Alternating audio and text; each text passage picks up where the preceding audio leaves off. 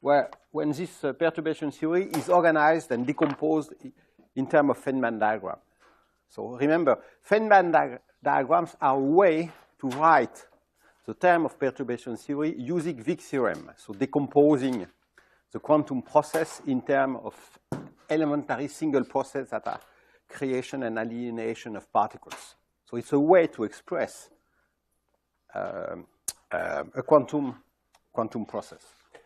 And so we are not going to discuss yet the physics contained in these Feynman diagrams, how the properties of the free theory is modified when you plug in the interaction. We are going to still discuss some important feature of the structure of this perturbation theory. And we shall apply this next week to discuss renormalization theory. So remember, we had a phi-4 theory with an interaction term which was G phi-4, free field plus G phi to the 4. And when expanding the quantities in, for instance, the correlation functions, we got those Feynman diagram and those Feynman rules. And basically, remember, we had a propagator that I represent by a line between 2 points, x1, x2. And this propagator represents, in Minkowski space, just the Feynman propagator between x1 and x2. So the expectation value in the vacuum of the time-ordered product of two free fields at point x1 and x2. In Euclidean space, it's Fourier transform that I denote G of x1 of x2. And we have interaction vertices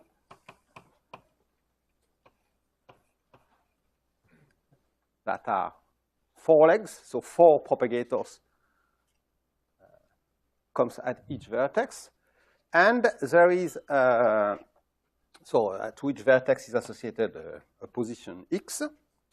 And there is a factor which is minus G, where G is a coupling constant in the Euclidean case. And in the Minkowski setting, this is minus IG.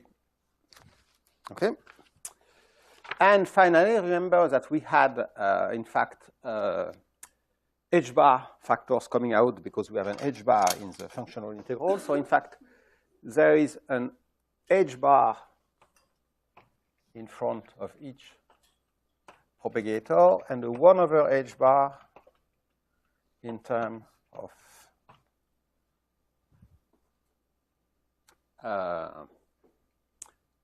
each vertex. Okay? But you see that there would be a lot of cancellation between the h-bar associated to the propagator and the h-bars associated to the vertices. And as we shall see later on, in fact,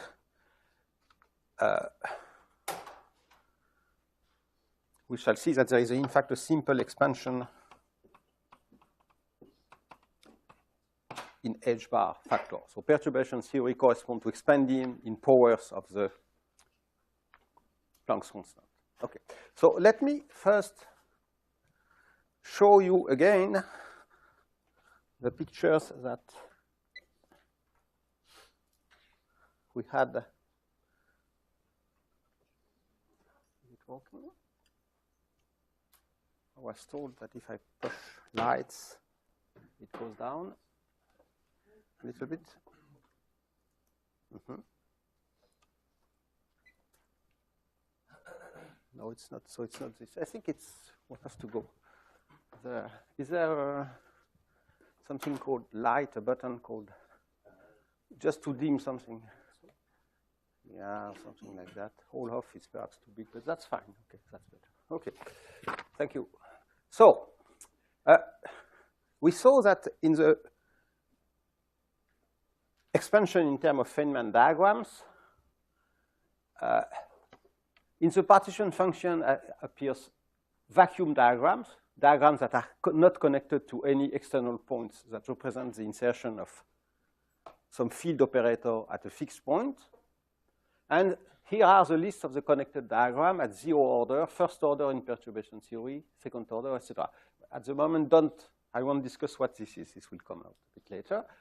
The two-point function, all the diagrams at first order and second order are represented here, and you see that they are connected.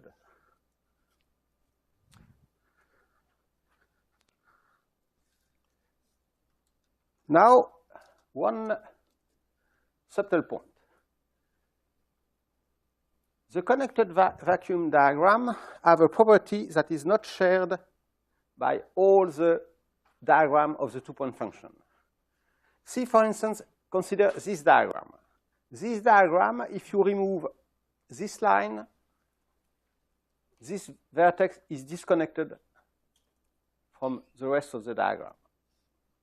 But if you remove this line, all the vertices remains connected by propagator. You see. So the same here. This part of the diagram has its property. This part of the diagram has its property, but the diagram as a whole doesn't have this property. Same here, same here. So I have represented in this blue box the part of the diagrams that have the property that they are called irreducible, or one-line irreducible. They remain connected if you remove a single line. Okay. And you see that, well, for some reason, in the 5-4 theory, all the vacuum diagrams have this property of irreducibility. But the diagram of the two-point function, even if they are connected, only small parts, some small pieces of it have this property of irreducibility. Okay. But you see, of course, that the two-point function, as it's clear here, is just a chain of those irreducible diagrams connected by propagators. Okay. And the same structures appears in the four-point function. So here are all the diagrams of the four-point function up to first order in the Coupling constant. You see that some of the diagrams are disconnected, as we discussed yesterday. And among those diagrams, all those diagrams, only one diagram is connected. It's this interaction vertex. If we go at, what's going on here? A bit strange. If we go to second order in the four-point function and consider only the connected diagram, so second order in the Coupling constant, two vertices, there are many more diagrams, but again, these connected diagrams are in general not irreducible, but are made out of small pieces that are irreducible. This one that we saw before, this one, and, well, by definition of irreducibility, we consider that a single vertex is irreducible. If you take just the point, it's irreducible because you cannot remove any line to make it disconnected. So it's just a definition. Okay. So again, the four-point function, the graph of the four-point function, you see have a tree structure of ensemble of irreducible parts connected by propagator. But if you reduce all the irreducible part to a point, you obtain a diagram that has the structure of a tree. Okay? And this continue at next order. If you consider the 6-point function, well, here are the diagrams that appears up to order 3 in the Coupling constant for the 6-point function, the connected diagram. Among all those diagrams that are connected, only you see that these diagrams are made out of irreducible parts connected by propagators. You see? And you see that you get the irreducible diagrams that we already met in the 2- and 4-point function. And we have this new irreducible diagram that is a single triangle that appears for the 6-point function. Okay. So it's quite natural, in fact, to consider those irreducible diagrams and the contribution obtained by using the Feynman rules. Consider only the irreducible diagram, because in some sense, you see, there are the building blocks of perturbation theory. Out of those, if you know the value of this irreducible diagram, of the contribution of this irreducible diagram, it's quite easy to reconstruct the contribution of the connected diagram and then of the general disconnected diagram. It's quite easy. Okay. So in some sense, you see here graphically that they have some kind of, building blocks or core of perturbation theory. If you understand the structure of this irreducible diagram, you understand already a lot. Okay. So let me consider now what I called correlation function or associated to the one particle irreducible diagram. So instead of considering the contribution by applying the Feynman rule to the whole diagram, I just retain the contribution of the irreducible diagram. Okay. For the vacuum diagram, there is not much difference because all the diagrams are irreducible. But now for the 2-point function, what I'm going to do is that, you see, if I have a diagram like that, I remove the propagator to keep only. So as a Feynman rule, I said that the line, the propagator that is attached to this vertex, I cut it, which means that I suppress the propagator. So I replace the propagator given by such a function by just one, a delta function in position space, or its Fourier transform, one in momentum space. You see. Okay? And you will notice, I will explain that later, there is a change of sign. I get a plus sign here instead of minus sign, and here I get a minus sign. And well, this will become clear why we do that later. I had the propagator. The propagator has two external legs. Well, it has one external leg, but which is the legs attached to both vertices. So if I apply these cut rules, I cut 2 times the propagator. Which means that basically I multiply 2 times by the Laplace operator minus Laplace plus m squared. So in fact, I will associate to this 2-cut propagator either the kernel of minus the Laplacian plus m squared, or in Fourier space, p squared plus m squared instead of 1 over p squared plus m squared. At the moment, take it as a definition. And now, for the 4-point function, well, so the irreducible 4-point function is a function of the 4 points, but I have cut the propagator, so this is g times the delta function when all the z's has to be at the same point. That's the rule.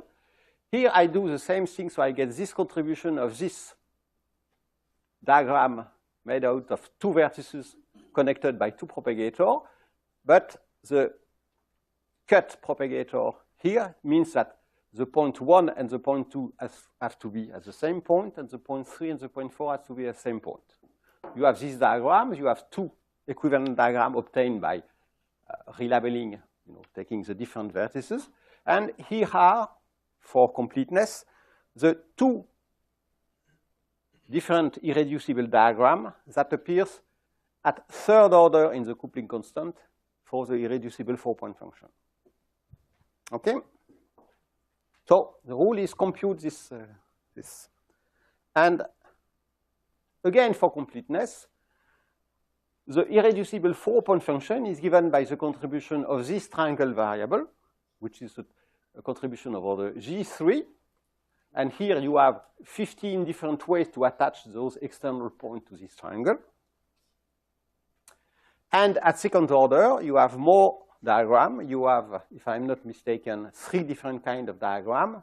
And you have a much larger number of ways to attach the external vertices to the internal vertices of this irreducible part.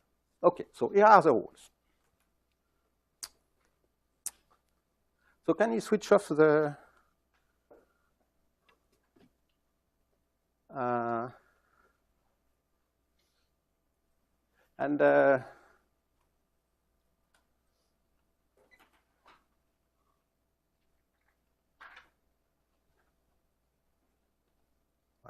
room will turn off. I don't know what I did. Okay, yes, good.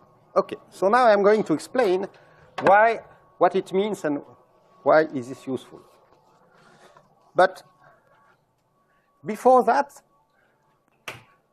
I'm going to introduce a very important tool. I'm going to introduce what is called generating functions.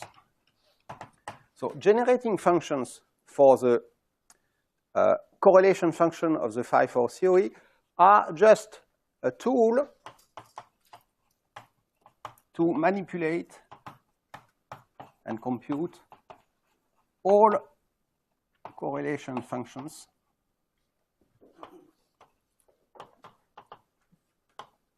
in a single object. And let me define what it is. Remember, first, we were interested into computing vacuum expectation value of products of operator. So let me introduce, so we had a functional integral that was integral d phi exponential of minus, well, let me vote in the Euclidean case, but in the Minkowski case, it will be exactly the same. But for simplicity, to avoid the I factor, I will get in the Euclidean. I'm sorry, this is the Euclidean action of phi. So I'm in an Euclidean setting. So this was the partition function of my theory. Now, imagine that I add to this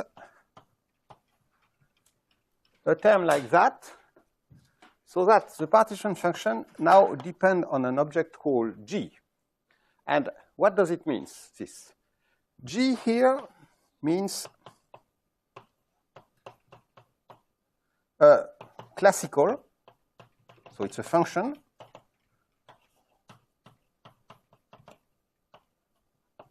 of x. And the scalar product G finds is a shortened notation for simply the integral over space of G of x phi of x. You see. So if I'm able to compute this functional integral, the partition function becomes a functional of this classical function. So this classical function is called a source term, but you can view it also as a classical field. It's some kind of classical background field. And this term describes a coupling between phi, that is a quantum field, and G, which is a classical. See. And phi, of course, describes a quantum field because phi is integrated out in the functional integral. So that expectation value of phi becomes matrix element of a quantum operator phi. But G remains a classical background field. Okay? So, why do we consider this object? That's because if we make a functional derivative at a given point g of x of exponential 1 over h bar g dot phi. The rules of functional calculation, functional calculus, tells you that this is simply phi of x times exponential 1 over h bar g times phi. That's an application of the calculation you have been doing yesterday in the tutorial and that you have been doing in the front-end course on functional calculation. Okay. So you see that each time that you take a functional derivative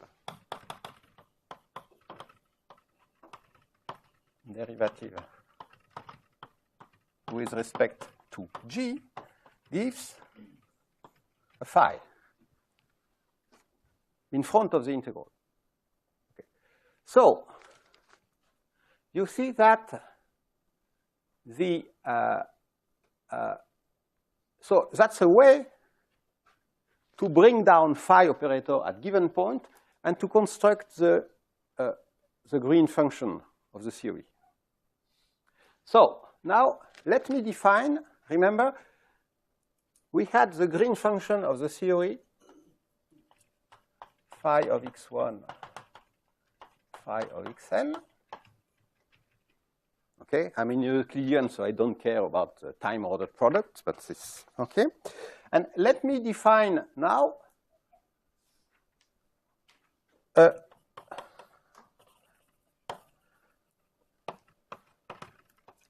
generating function that I will call g of g for these green or correlation functions that I will call g of and if I want to be really consistent with the notation I had yesterday, this will be g of z1 dn. Okay, so this is a green function. So let me define a function g of g, simply of this g, like g of g. Well, this will be let me use the calligraphic notation to be sure. G of z will be defined as a formal sum. Sum from n equals 0 to infinity of 1 over factorial n, integral over all the position of these points, g of z1, g of zn, g of z1, dn. Okay, so at that level, this is a bit formal. So that's a functional. And you see that, why is it called a generating function? Because if you know this function of this classical background field, if you expand it in G, around G equals 0, you get all the correlation functions. So this abstract integral sum of integrals contains all the information about the correlation function, the vacuum expectation value of products of operator of your theory. Okay. So in particular, if you want to compute g of z1, zn, this is simply the functional derivative at point g1 that gets you a phi z1 up to a functional derivative g of zn of this functional generating functional taken at g equals 0. Okay. And that's why I put the 1 over factorial n. So this is just the Taylor expansion in G of this functional generating functional. Okay. Okay, so now remember this can be defined, calculated via functional integrals. And it's very easy to see that this generating function for the green function or the correlation function of my theory is simply g of g equal z of g divided by z of 0. Okay? Simply because if I set g equals 0 here, I just get the partition function, which has to be put at the denominator in order to normalize correctly the expectation value. Okay, so here is the relation between g of g. Okay, so this is, in fact, this function can be written as a sum over all the diagrams of the theory simply without vacuum parts. Okay? So those are all the diagrams that appears in this the perturbative expansion in terms of Feynman diagram of the correlation function. Okay, and those are all the diagrams, but without the vacuum parts, because the vacuum part is subtracted by the denominator, the partition function. Okay? Good.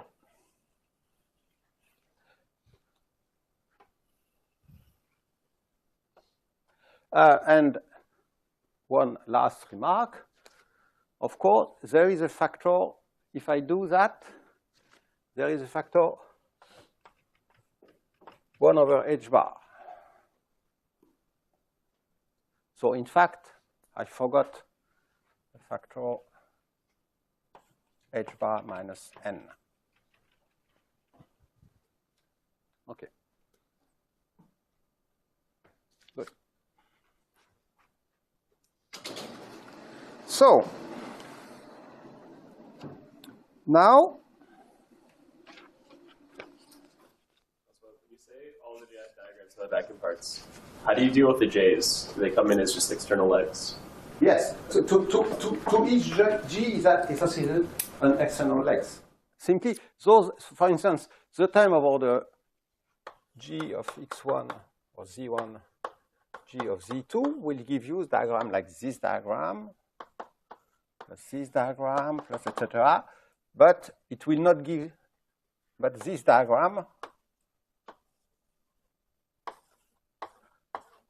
is not there, as we have seen yesterday. It's not there because it's there, but it's there and the contribution cancels. Okay. Good. So now,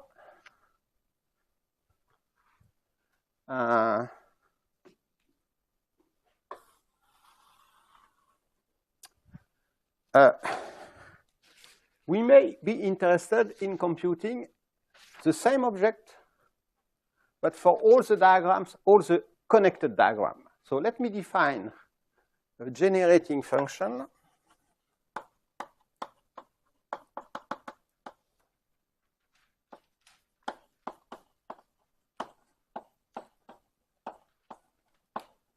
for the connected diagrams. So formally, it will be defined simply as, so let me call it W. It will be a functional of the same G, and it will be defined simply as, similar to that, as a sum over all connected diagrams. Okay? So can we express the generating function for all the connected diagrams, so all the diagrams that I show you on the screen at the beginning of the course, in terms of the previously defined generating function? Well, that's quite easy, in fact, because the solution is that this is simply h bar times the logarithm of z of g. Well, the h bar is here for convenient normalization. Okay?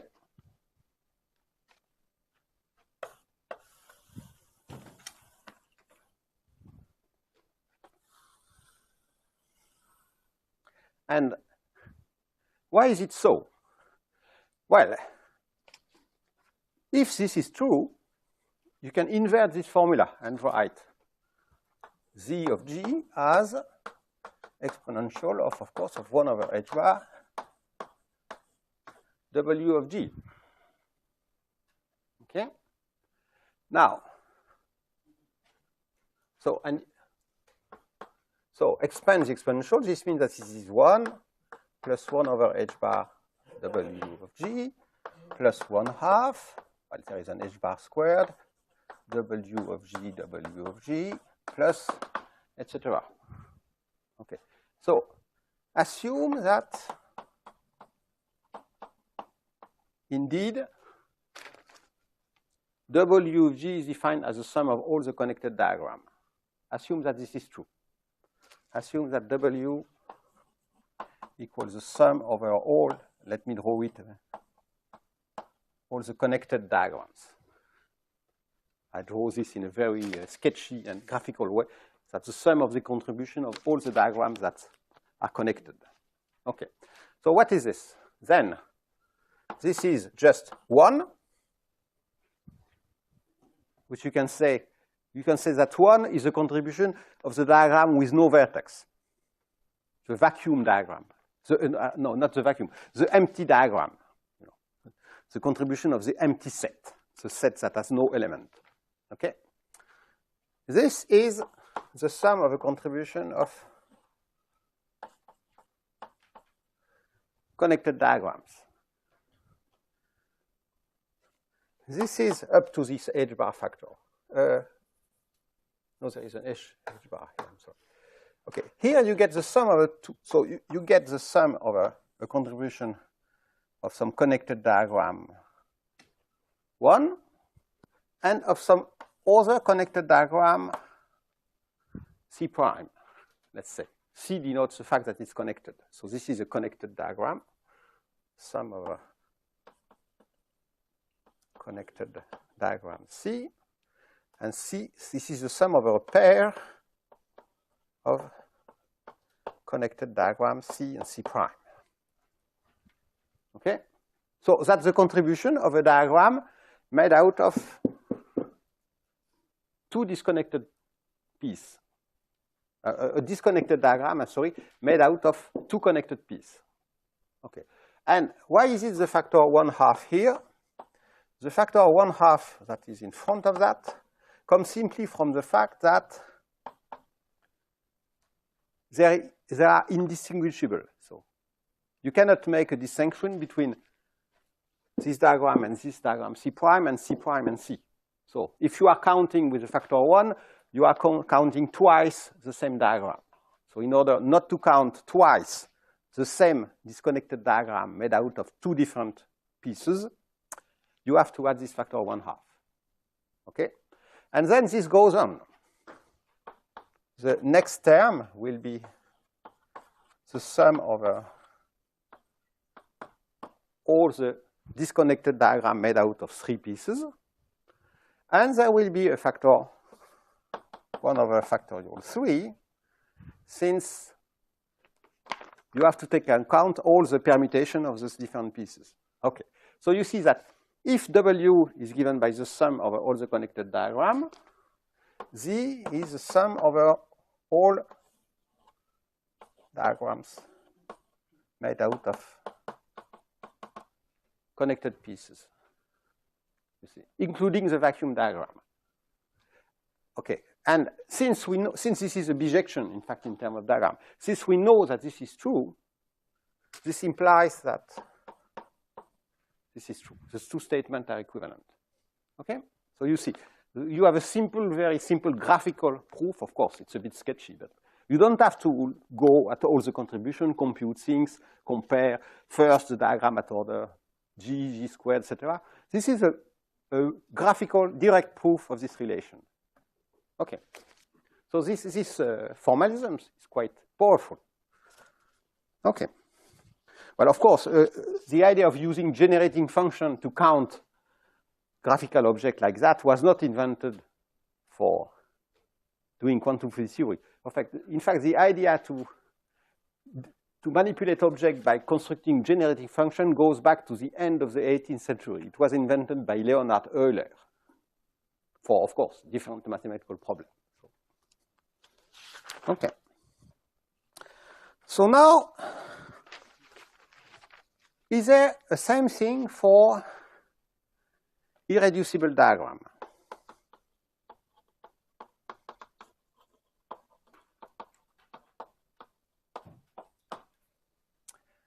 There is one that I will present now. It's based on the concept of effective action.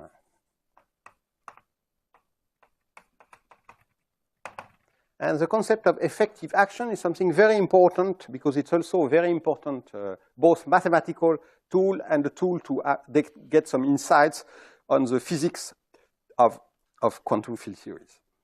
So let me define it.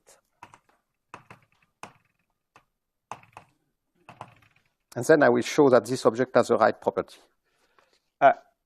The definition of the effective action goes through a mathematical transformation called the Legendre transform. And the Legendre transform, I will recall what its definition.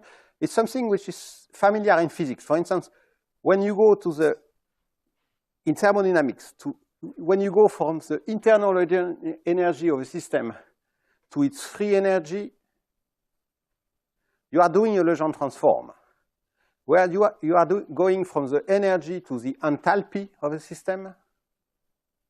You are doing a Legendre transform. So basically, a Legendre transform means I study the same system in terms of two different variables.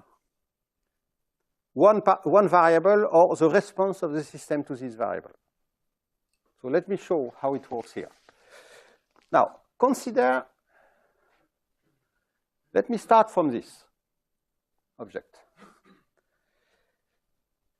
And let me consider what is the expectation value of the quantum operator phi located at point x, but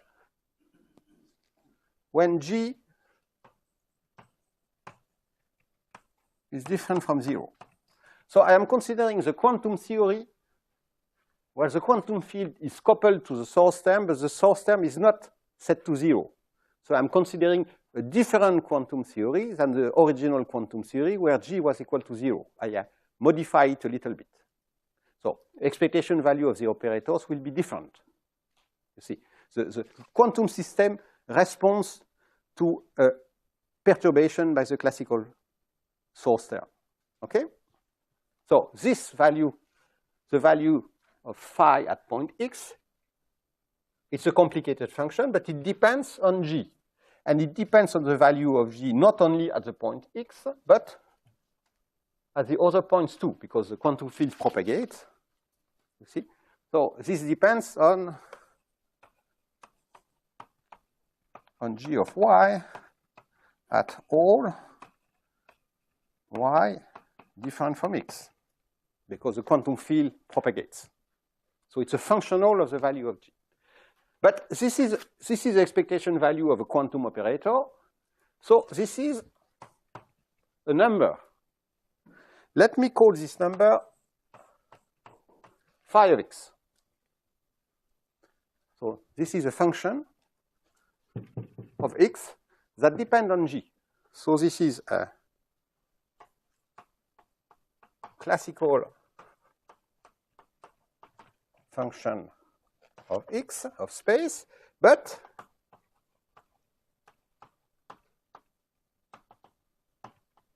it depends on the source term G of y at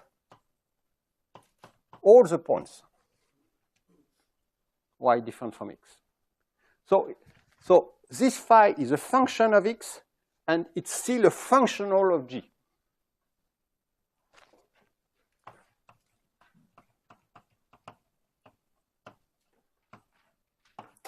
You have to get used to that. have a function that is the function of a classical variable and the functional of another field. Okay? So, but you can compute it. So this will be called the background field. That's the average value of the quantum field in the theory. So if you are far away, you don't know that the theory is quantum, you make a measurement of phi on a different scale, you get a number, okay, you say, okay, my theory as a field is described by a field phi of x. So it's some kind of classical description of the quantum field when you make the average. And you don't care about the higher order correlation functions, okay? Good. So now, what is the Legendre transform? The Legendre transform, by definition, consists in expressing the properties of the theory in terms of phi rather than in terms of g. What are the properties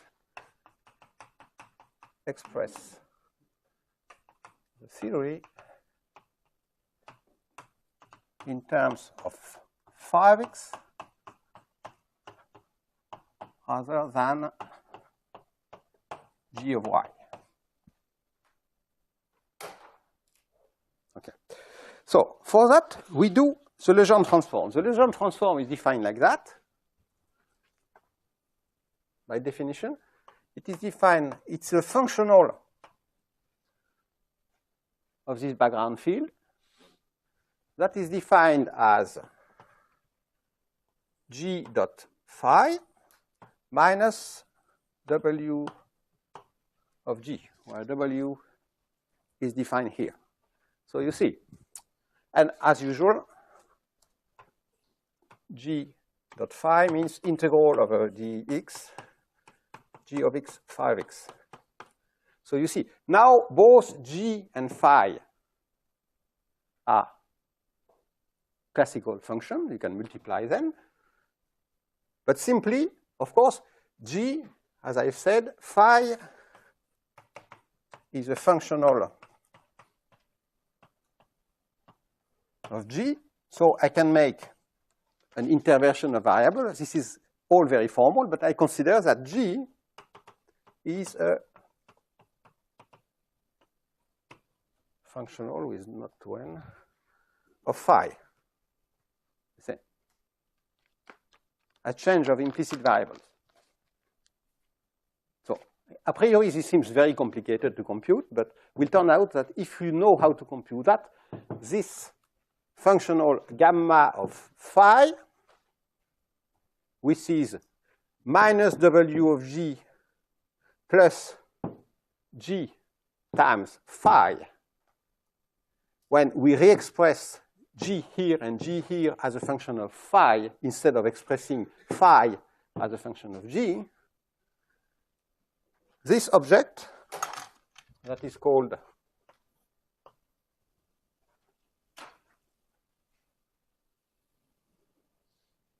the effective potential is what is called, is very interesting. And of course, remember, phi is the expectation value of in the functional integral of phi expressed in g. So what is the relation between phi and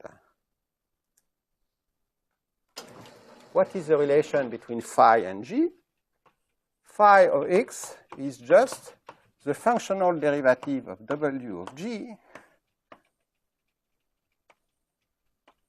of x but then g of y is simply not set to 0. You see?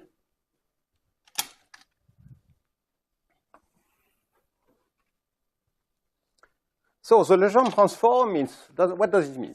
We have a function w of g. We define phi as the derivative of w with respect to g. Then we take this object and we invert the relation g to phi. Okay? So this is the definition of the effective action.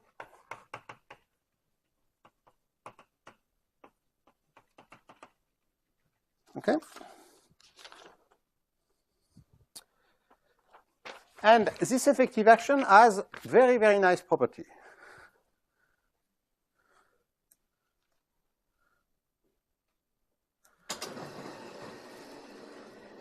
First, a general property of Legendre transform is that it's an evolution. So the Legendre transform of the Legendre transform is the original function. So in particular, we have that W of G equal, and that's obvious here, that W of G equal G dot phi minus gamma of phi. That's the first part that is trivial.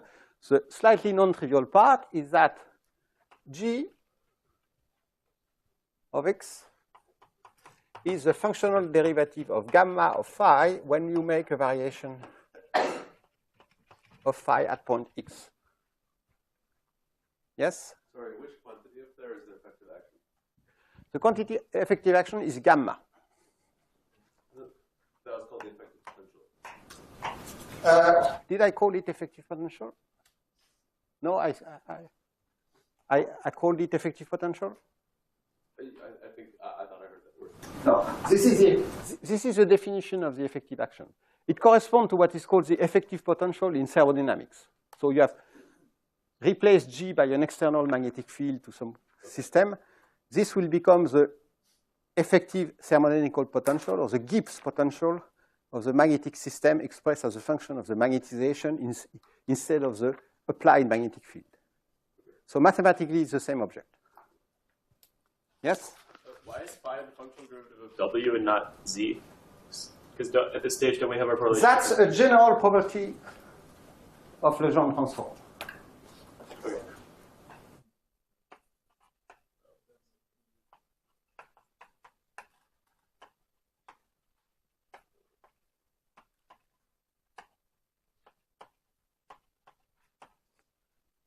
Okay? And basically, it comes from the fact that if I consider that phi is a function of G, I may be interested in computing delta G of x divided, well, delta phi of x is equal to delta G of y. And it turns out that this is the inverse of delta G of y of x as a matrix. So it's just a simple rule of change of variable. Yes? Can you explain again why the curly phi of x depends on all the j except for at x? No, I'm sorry. It depends, of course. What I meant was not that it doesn't depend on phi of g at point x. I mean that it depends on all the value of g at all the point y and not only of g at point x. I'm sorry. That's what I meant. Why can't it be 0? Why? What goes wrong if j is 0? But if g goes to 0, you just recover the expectation value of phi for the original theory. That's just a special point. Okay?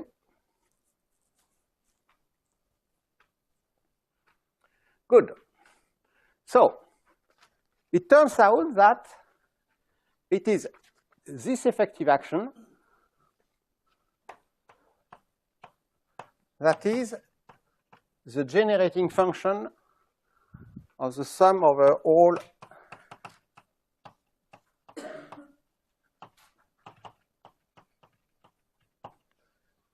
irreducible diagram, which means that when you expand it in terms of phi, it is sum from n equals 0 to infinity, 1 over factorial n, integral dz1 dzn, phi of z1, phi of zn, times a function gamma of z1 up to zn.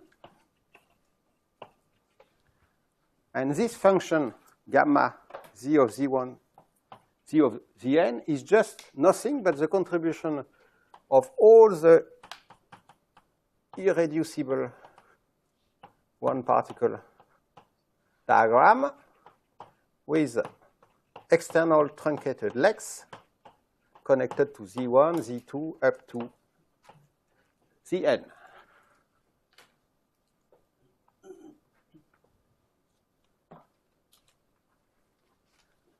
Okay? So that's something that starts to be non-trivial. This property is just a general property of the Legendre transform. This comes out from the specific fact that W of G is defined from Z of G that is defined by this functional integral over the fields. Okay?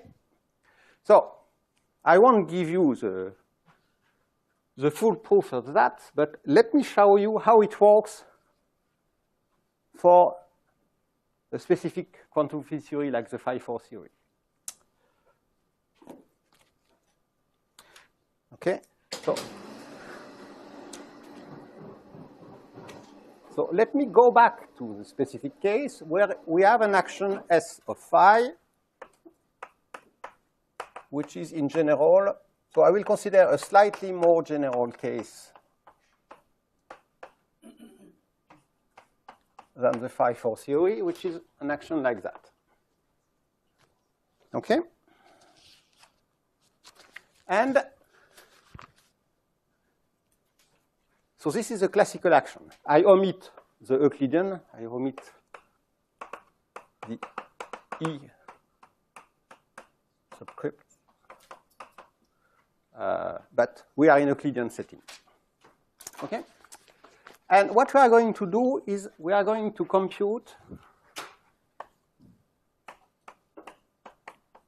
gamma of phi at first order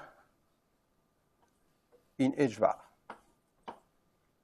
So we are going to compute the first quantum correction to the classical theory. And we are going to do that using simply Gaussian integrals. Okay. So let us consider, we start from this functional integral where Z of G is the integral d phi exponential minus 1 over h bar S of phi minus g phi. Okay, that's the definition I've wrote before. If assume that h bar, the parameter h bar is very small. As I remember, h bar is of course a constant of nature, but we may consider a given action where this coefficient is fixed, this coefficient is fixed, and h bar is a parameter that we set to 0. We are doing math. Okay. So if h bar is equal to 0, it is clear that this integral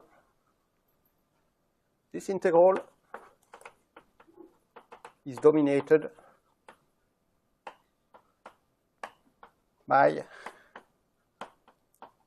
the saddle point, namely the minimum of S of phi minus g phi. Okay.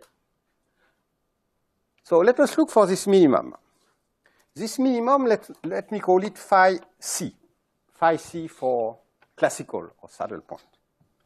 Okay. Phi c is given, of course, by the equation that, well, let me write this like that. Delta S over delta phi of x minus g of x equals 0. Okay? Which, so this is the equation for the saddle point. Okay. And in our case, if you know very well your rules of functional integration, this equation becomes minus the Laplace operator with respect to x of phi c plus the derivative of the potential V phi at point VC equal G. Okay, so this is the general form of the equation. And this is the explicit form for the explicit action we have been considering. Okay? And let me denote, for simplicity, I will denote delta S over delta phi of x. I will denote this the derivative of S prime with respect to phi at point x. So that's the shortened notation. So it's not it's a derivative with respect to phi at point x. Okay, and it is this object minus delta x of phi c plus v prime of phi c, of course, evaluated at point x. Okay. So now, of course, the idea, when using the saddle point expression, is to expand around this classical solution. You see, this classical solution depends on G, of course. It's a functional of G, because the solution of this equation depends in a non-trivial way of G. And since there is a Laplace operator, when you invert it, this is a wave equation, so the value of phi at a given point depends on the source value of the source term at a different point. There is propagation, a classical propagation of the field. Okay. Okay, so I expand around phi, so now I make a change of variable. I write that in my functional integral here, I write phi equal phi c plus a small variation, let us call it phi tilde, okay, that substance measures the quantum fluctuation.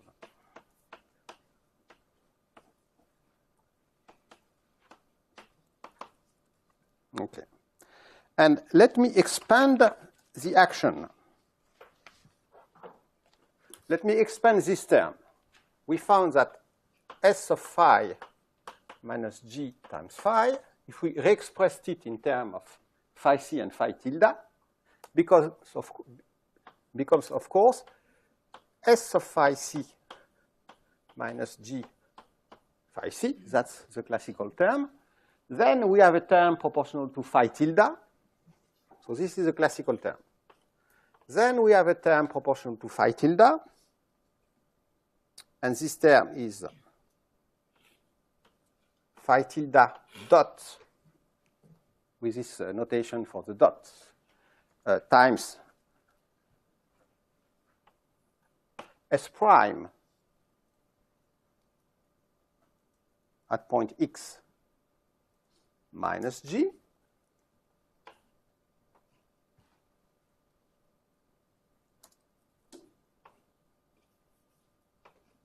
this is the term of order 1. And then, if we go to second order, we have a term that we can write. We are just doing a perturbative expansion of a functional. Phi tilde dot the second derivative. Of course, this is at the position phi c. This is S prime at phi c. Phi tilde.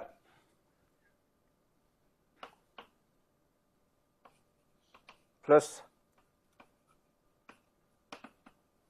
higher order terms.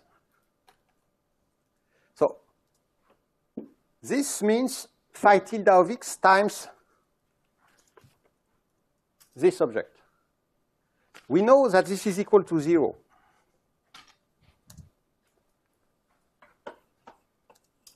Phi c is defined so that S prime of phi c minus g is equal to 0. So this term cancels. That's because phi c is a saddle point. So it remains the second order term. And what does this second order term mean? I'm sorry, I'm eating the most important part of what I'm doing.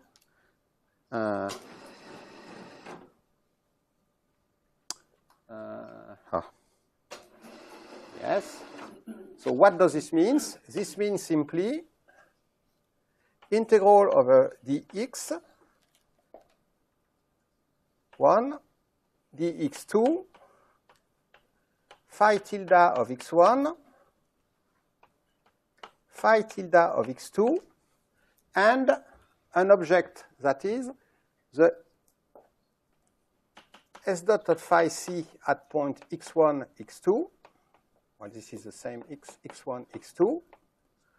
You see, where this object is simply, let me write it here, the second derivative of the action at point x1, x2 is simply the second functional derivative of the action of phi with respect to phi at point x1 and at phi at point x2, evaluated at phi equal the saddle point. And now, I hope you are familiar with the rule of functional derivative. So this is nothing but the second derivative with respect to phi of this term. You see? Of course, there is a g term, but it is linear in phi, so it has disappeared. So this is the second derivative with respect to phi of this. So this is the operator minus Laplacian plus the second derivative of the potential of the field phi, and this is the kernel operator, the kernel of this differential operator evaluated at point x1, x2. So, of course, it takes value only if x1 is equal to x2, but here you have an operator. So it is this differential operator. So this means this is a differential operator.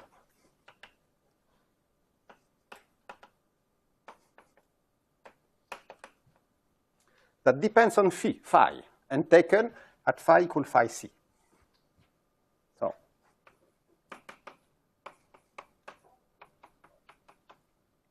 So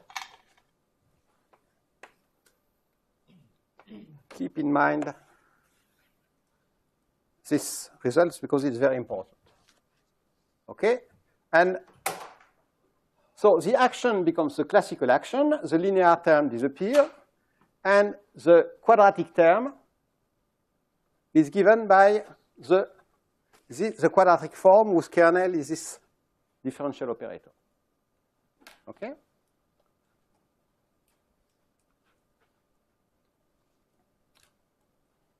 So I hope it's okay. So let me now continue the calculation.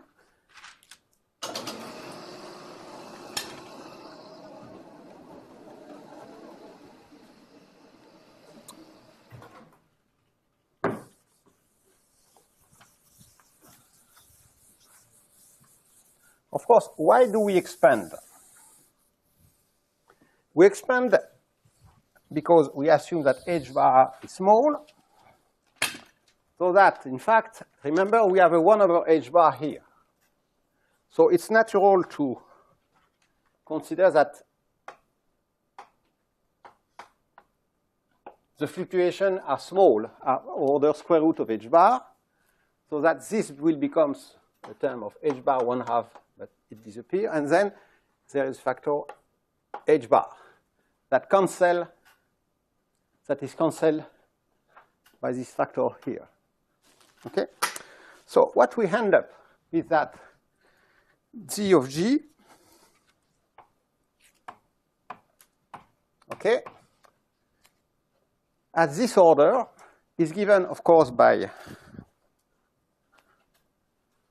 exponential of 1 over h bar G times phi classical phi s minus s of phi s. Okay, so that's the dominant term. And then we have a term that comes from the integration over the phi tilde. And integrating over the phi tilde, we are integrating a Gaussian, yes? So where did the factor h bar to the 1/2 come from? Why No, it's just I normalize. It's just a change of expansion. I said phi in the functional integral is phi c plus h bar phi tilde. You see? So in that case, the equation becomes d phi tilde exponential minus 1/2 phi tilde times this operator here. That is the second derivative of the action for the field phi c times phi c plus higher order term. So I just change a variable so that it's clear that this is of order exponential of 1 over h bar, and this is exponential of a quadratic form. And then I have correction of order h bar 1/2 in addition that I can neglect. So this is a Gaussian integration. Integrating over the phi tilde can be done.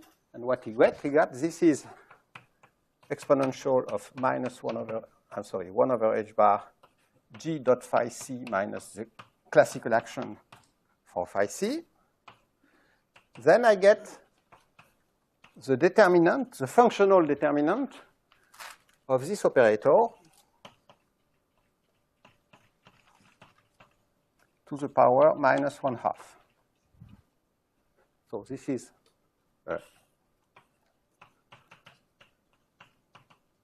functional determinant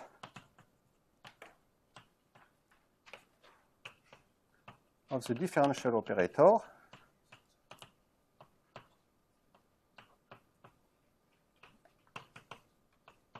s dot of phi c equal minus the Laplacian plus the second derivative, the potential taken for the phi c. And remember,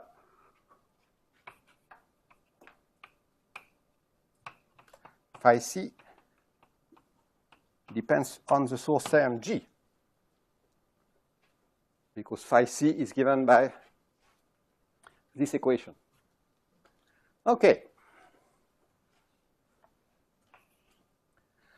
So now the beauty of this formula is that we can compute the effective action quite easily.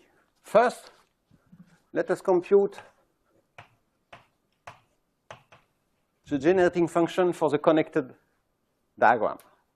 This is simply h bar times the log of z. So this is g dot phi c minus s of phi c. This is a classical term. And then we get the logarithm of this determinant. We get a factor h bar, so we get a minus h bar over 2. And we get the logarithm of the determinant of this operator. But remember, we have the magic formula that the logarithm of the determinant is the trace of the logarithm. So this is the trace of an operator that is defined formally as the logarithm of this differential operator. And then we have high-order terms that will turn out to be of order h squared. Okay. So we have a quite simple formula for the generating functional of the W of G. Okay, so now let us compute, let us perform the Legendre transform. Okay? So So we want to compute the background field. Background field phi, which, remember, is the derivative of W with respect to G. Okay. So we have to take the derivative of G with respect of this term with respect to G. There are two terms. There is a term which comes from the fact that there is an explicit dependence on G here. So first we get phi c, the saddle point for the field itself. But then phi c depends on G. So in addition, we have to take into account G times delta of phi c over dg minus delta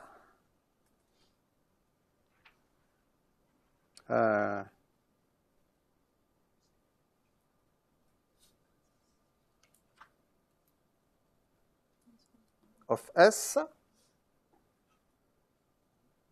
I'm sorry. No, I'm sorry. We have to take into account the fact that phi c depends explicitly on G. So we have to write the dependence of phi c with respect to G. I'm a bit sketchy. Times the derivative with respect to phi c to phi of G phi minus S of phi taken at phi equal phi c. See? And then we have the functional derivative of this term. It's a complicated object. We can compute it, but it will be of order h bar. And it turns out that we won't need it. Okay. But now remember,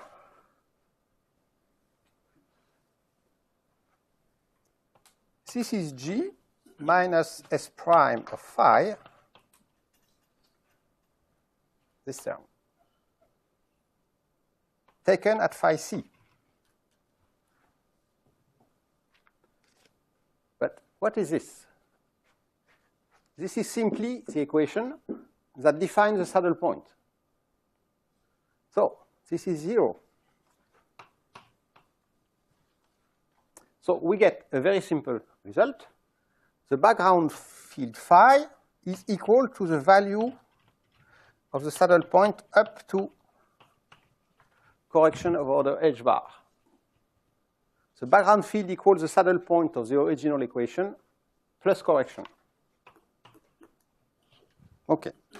And it turns out that that's all what we need. So then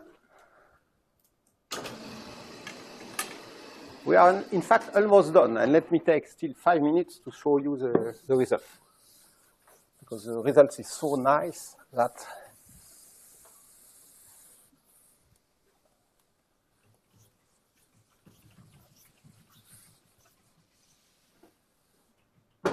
so now let us compute the effective action. So let us take the Legendre transform. We define gamma of phi as G dot phi minus W of G. Okay? So remember that we have the expression for W. So this is G phi minus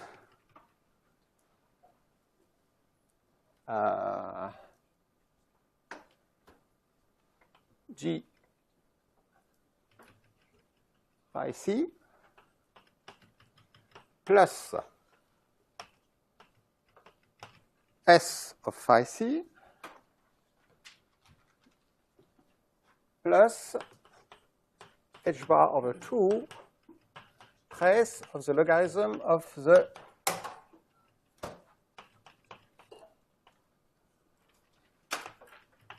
differential operator, of this differential operator. Okay? So we can rewrite, remember, we have g here and here. So this is g times phi minus phi c plus s of phi c plus h bar over 2 trace of the logarithm of this differential operator. Okay? But remember that phi is equal to phi c at order h bar. So this is a term of order h bar.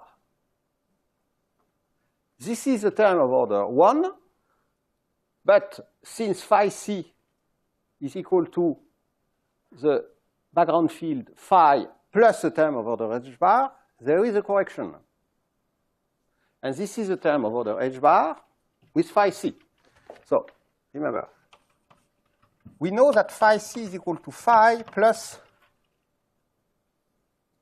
the correction of order h bar. Okay? So we can rewrite s of phi as s. Well, let me write this as a delta phi with an h bar. Okay? S of phi c is equal to s of phi plus h bar delta phi s prime of phi. I'm expanding the action around phi.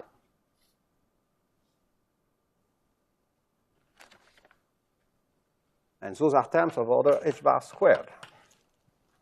So this can be rewritten as,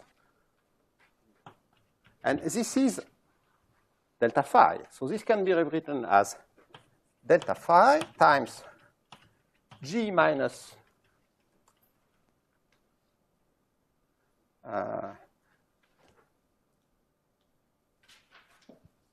s prime of phi plus term of order h bar plus h bar over 2 trace log of s dot of phi c. S second derivative of s with respect to phi c. Okay. But remember, the equation of motion is that this is g minus s prime of phi c plus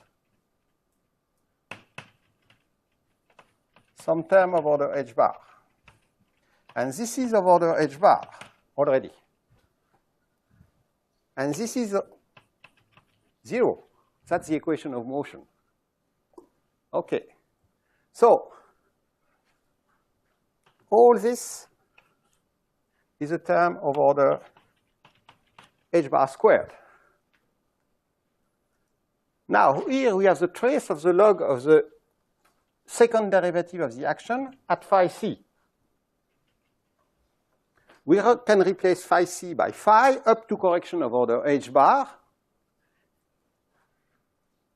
in a term which is multiplied by h bar. So we get something that is of order h bar squared. So finally, we can rewrite that what remains, this term has disappeared, this term has been replaced by s of phi. You see? Of course, there was an s of phi that I forgot here. Sorry. Plus s of phi. So the final result is that the effective action is just s of phi, the classical action taken at the value of the background field, plus h bar over 2 trace of the logarithm of this operator, that is the second derivative of the action at phi, plus term of order h bar squared. This is gamma of phi.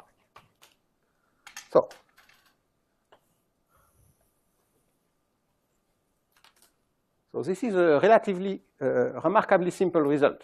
You see, the effective action is just the classical action, plus a first quantum correction that is proportional to just the trace of the logarithm, or if you prefer, the logarithm of the functional determinant of the second derivative. And again, just to be clear, remember that S dot of phi is in fact the functional operator minus the Laplacian plus the derivative. Okay.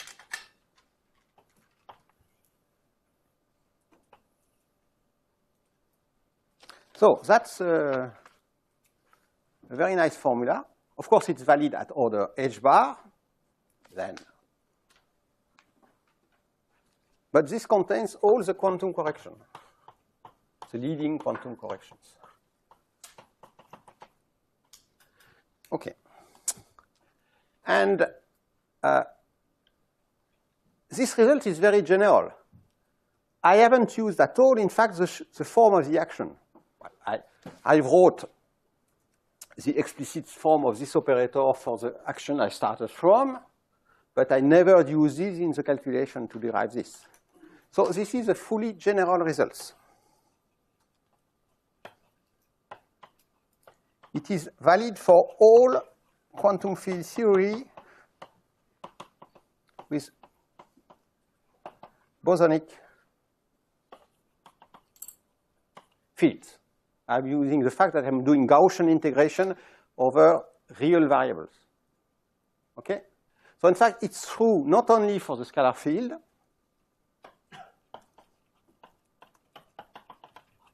but it is also true for gauge theories. This formula can be used also, and has been used, when trying to quantize the quantum gravity in a semi-classical framework. Well, it's very difficult, but you can replace phi by fluctuation of the metric and make calculation. You see. So the only subtleties is that when you are dealing with fermions, the formula is modified because the fermions anti-commute. But we are going to treat to show how one can make functional quantization with fermions next week or the beginning of the third week. Okay, so for all quantum field theory with bosonic fields, this formula is valid.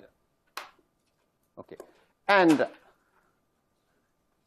next Monday, what I'm going to do is that I'm going to take this explicit formula, take the phi-4 theory we started from, and so that this contains all the irreducible diagram that are proportional to h bar, namely this contains all the one-loop diagrams.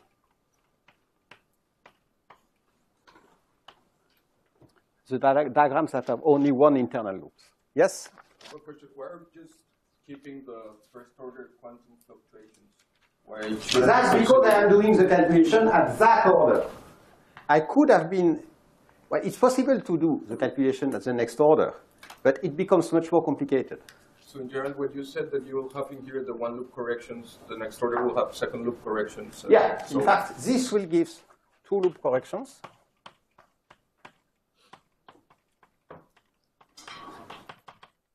Etc. In fact, I can just draw a picture, but this is a classical contribution. The term of h bar gives something like all the diagram with one loop and some external legs. And basically, there is only one loop, one kind of loops. The term of order h bar squared will contain diagram with two loops, and diagram with two loops may be diagrams like that, with some external legs. Well, I'm considering a general theory that may have cubic couplings like in gauge theories, or diagrams like that with external legs. Okay, so if you walk a bit more, a lot more, you saw that the term over h bar are contained by a diagram like that. The diagram that's order h cube then contains many more diagrams like that, diagrams like that, diagrams like the tetrahedra, etc. But there is a finite number of diagrams that contributes, etc. What we did was just to look at the simplest case, which is this one. Okay? Yes? So using effective action, yes. You're actually computing like, the correlation function of the effective action, right? But what we really care about is the correlation function of the quantum field. Yes, but as I explained at the beginning of the lectures, once you have the correlation, I just mentioned that in my passing, but since the correlation function for the connected function is the Legendre transform of the effective action, if you know the effective action, you can do Legendre transform back, get the correlation function for the correlated function, and then get all the correlation function. So in fact, once you know this effective action, you can go back quite easily. That's much easier to go back to the physical correlation function, because all the quantum effects are contained in those correlation functions. In general, if you have, for instance, if you consider a 4-point function, but a general 4-point function, you can write it as, decompose it as a series of processes like that, where this is irreducible, so these are some contribution of the effective action. Okay, and so you see a classical propagation of. These are classical propagation. This is the classical propagator solution of the wave equation. So this is a classical propagation of particle, modified by, dressed by quantum effects, and with an interaction here that is modified by quantum effects. So all the quantum effects are contained here. This contains classical propagation.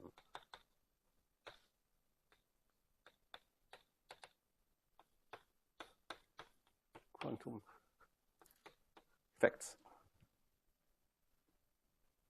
Okay? I will show that on Monday when we are going to do the explicit calculation. Okay? So sorry for being a bit late, but I wanted to finish the calculation to get results because it's very important.